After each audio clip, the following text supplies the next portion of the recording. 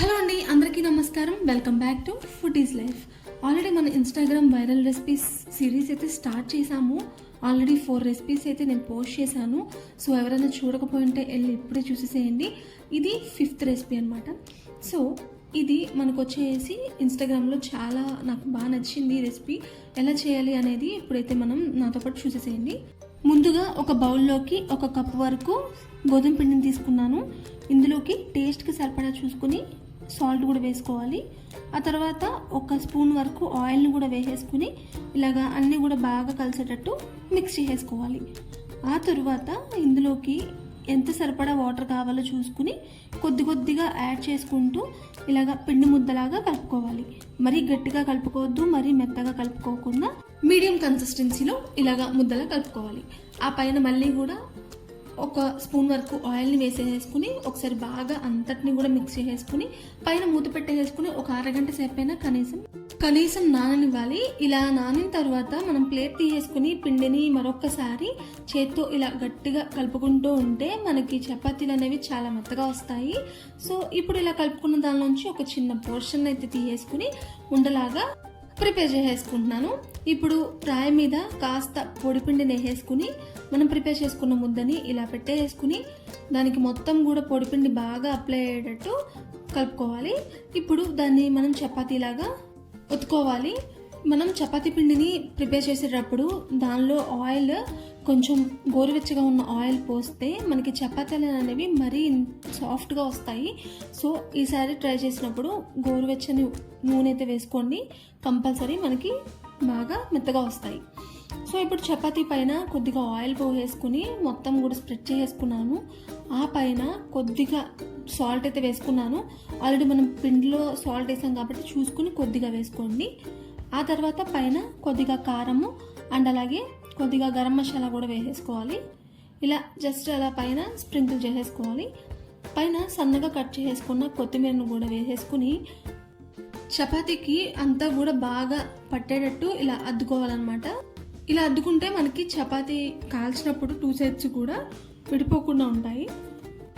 ఆ పైన కొంచెం జీలకర్రను కూడా వేసేసుకుని ఇక్కడ వీడియోలో చూపిస్తున్నట్లుగా ఒక నైఫ్ని తీసుకుని ఇలాగా ముక్కలు ముక్కలుగా కట్ చేసేసుకోవాలి. ఇలా కట్ చేసుకోవడం వల్ల మనకి లేయర్స్ అనేవి బాగా ఫామ్ అవుతాయి. సో అందుకని ఇలాగా కొంచెం లేయర్స్ లాగా అయితే కట్ చేసుకున్నాను. ఇక్కడ చూస్తున్నారు కదా. సో ఇలాగా కట్ చేసుకున్న తర్వాత ఇలా ఈ పీసెస్ అన్నిటినీ కూడా ఇలా ఫోల్డ్ చేసుకోవాలి. అన్నీ కూడా కలుపుకుంటూ ఫోల్డ్ చేసుకోవాలి జాగ్రత్తగా. ఇలా చేసుకుంటే మనకి చక్కగా చపాతీ అనేది లేయర్స్గా భలే ఫామ్ అవుతుంది. ఫైనల్గా చూస్తారు కదా అవుట్పుట్ అనేది. సో ఇవన్నీ కూడా ఇలా కలిపేసుకుని ఇలా రోల్ చేసేసుకుంటున్నాను. విడిపోకుండా రోల్ చేసుకోవాలి. ఇలా రోల్ చేసుకున్న తర్వాత దీన్ని ఇలా ఎడ్జెస్ పార్ట్స్ అనేది మధ్యలోకి తీసుకొచ్చి ఇలాగా రౌండ్గా చుట్టుకోవాలి. ఇలా చుట్టుకున్న తర్వాత కొంచెం ఈ పిండిని అయితే కొంచెం స్ప్రెడ్ చేసేసుకుని మధ్యలో అయితే ఇలాగ సన్నగా పొడుగ్గా తరుక్కు ఉల్లిపాయ ముక్కల్ని అయితే మధ్యలో వేసేసుకుని కొద్దిగా ఇలాగ చపాతీకి అంటేటట్టు ఇలా అద్దుకుంటూ ఉండాలి. ఇలా అద్దుకున్న తర్వాత పైన సన్నగా తరుక్కున్న కొత్తిమీరని కూడా కొంచెం అలా వేసుకుంటున్నాను. సో దాన్ని కూడా అద్దేసేసుకుని పైన పొడిపిండిని అయితే జల్లేసుకోవాలి. పైన పొడిపిండిని జల్లేసుకుని మనం చపాతీలాగా ఒత్తేసేసుకోవడమే. మీకు నచ్చితే కొంచెం పైన సన్నగా తరుక్కున్న పచ్చిమిరపకాయ ముక్కలను కూడా వేసుకోవచ్చు. సో వేసేసుకుని అన్నీ కూడా ఇక్కడ నేను చూపిస్తున్నాను కదా, ఇలాగా చపాతీలా అయితే ఒత్తేసేసుకోవడమే. సో దీన్ని కాల్చిన తర్వాత చాలా బాగుంటుంది. పొరలుగా వచ్చి మనకి ఉల్లిపాయ టేస్ట్ అనేది బాగా తెలుస్తూ కొంచెం కారంగా చాలా బాగుంటుంది. ఒకవేళ మీకు నచ్చినట్లయితే కొంచెం పంచదార కూడా వేసుకోండి. తీగా కారంగా చాలా బాగుంటుంది. సో పైన కొద్దిగా ఆయిల్ని అయితే వేసేసుకుని చపాతీలాగా 2 సైడ్స్ కూడా కాల్ చేసేసుకోవడమే. చూస్తున్నారు కదా, చాలా సింపుల్ ఇది. నాకైతే ఇన్స్టాగ్రామ్లో చూడగానే ఇది నచ్చింది, ట్రై చేయాలనిపించింది. సో అందుకని ఈరోజు నేను ఇలా వీడియో చేసి మీతో షేర్ చేసుకుంటున్నాను. సో ఫైనల్గా అవుట్పుట్ అనేది నేను చూపిస్తాను ఇక్కడ. సో బాగా 2 సైడ్స్ బాగా కాలిపోయిన తర్వాత మనకి ఈ చపాతీ అయితే రెడీ అయిపోతుంది. సో చూస్తున్నారు కదా, మనకి చపాతీ అయితే ఫస్ట్ చపాతీ రెడీ అయిపోయింది. సో ఇదే ప్రాసెస్లో మనం చపాతీని అయితే ఒత్తేసుకొని మనం 2వ చపాతీని కూడా కాల్చేసుకోబోతున్నాము.